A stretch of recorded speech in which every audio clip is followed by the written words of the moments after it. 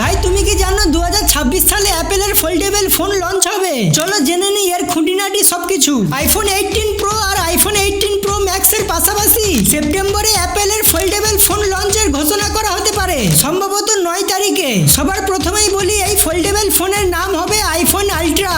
এই ফোনের ডিজাইন হবে একদম অন্যরকম, পাসপোর্ট স্টাইলে আর বইয়ের মতো ফোল্ড হবে। খোলা অবস্থায় প্রায় 7.7 ইঞ্চির বড় ইনার ডিসপ্লে আর বাইরে থাকবে 5.3 ইঞ্চির কভার স্ক্রিন। আর সবচেয়ে চমক হলো এটা হবে খুবই স্লিম। খোলা অবস্থায় মাত্র 4.5 থেকে 4.8 মিলিমিটার পুরু, যেটা আইফোন এয়ার এর চেয়েও পাতলা। ক্যামেরার দিক থেকে থাকবে দুটি রিয়েল ক্যামেরা আর একটা ফ্রন্ট ক্যামেরা। আর এতে একটা বড় পরিবর্তন হতে পারে, ফেস আইডি থাকবে না, তার বদলে থাকবে টাচ আইডি পাওয়ার বাটন। আর পারফরম্যান্সে A20 প্রো চিপ থাকবে।